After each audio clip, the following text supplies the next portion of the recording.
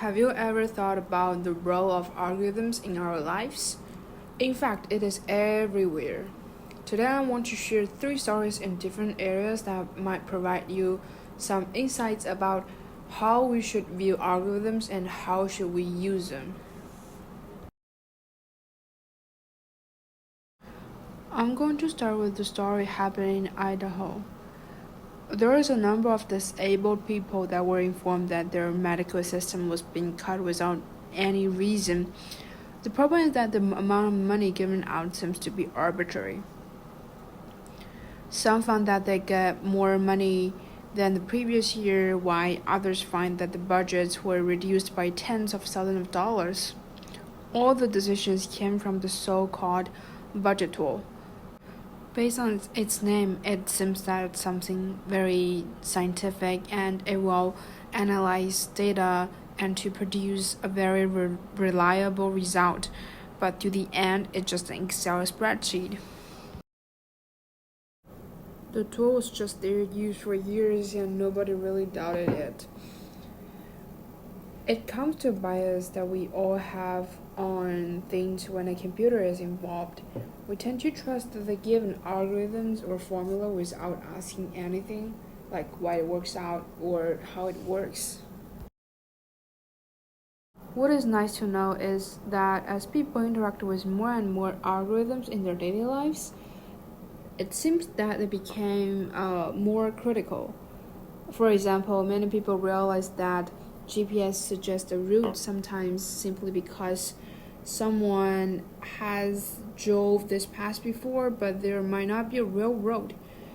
So, preventing themselves from driving into a lake under the guidance of GPS, people would pause and think, does that road really exist? Should I trust this? And this is also a good question to ask. Should we fully trust algorithms? Here comes to the second story, that is the use of algorithms in medicine. The story is about the competition between the computer teams and the pathologists to find all the tumors within 400 medical slides. Surprisingly, people can easily miss obvious objects even if they look directly at them. We can have a small game to somehow support this. Look at the following picture. See if you can find the gorilla in the picture. Okay, in case you don't find it, I will just show it where it is. Personally, I didn't see it at the first second. I pretty much used one minute to find it. Anyway, go back to our story.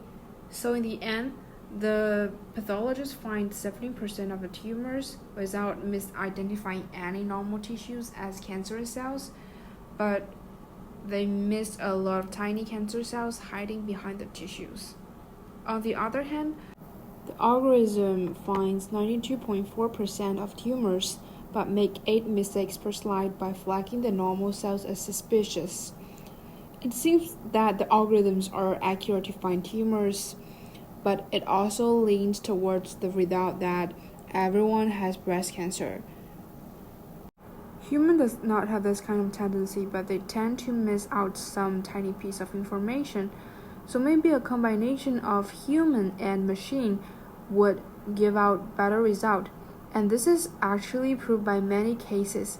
Here comes to a system that used Google AI model to detect early signs of diabetic blindness.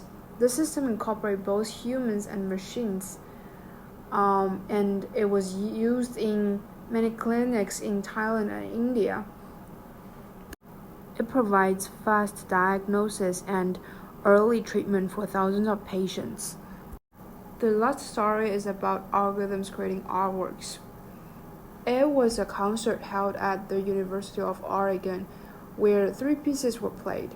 One piece was by the music master Bach. One is by the professor of the music in the style of Bach, and the last one is by the algorithm imitating the style of Bach. The audiences were asked to guess which was which. Surprisingly, the majority voted the piece of the professor as the one composed by the computer, and the one composed by the computer is voted as the masterpiece of Bach. So you might have the question, can an algorithm create real art?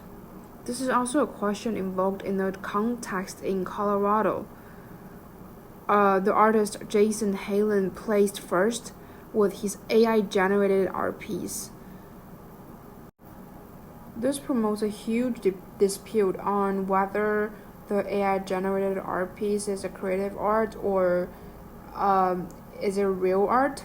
Some people think it's creative since it uses the creative pieces by prior artists, and computers do all of the rearrangement, which is also a kind of creative work. But others think machines cannot create real art since they don't have emotions. If an artwork does not contain any emotions, it cannot be counted as a real art based on their definitions of real art. So there is no single answer to this question since we have different definitions of creativity and criteria for what is real art. But you can think about what would be your position on this question. To the end, all three stories invoked some questions about how we should view the algorithm and how we should use it in our daily life. Algorithms are not magic, and how to use them needs to go back to what it's used for and the impact it provides. And I hope my three stories could provide you some insights and promote you to think about how you're going to view and use the algorithms in your own life.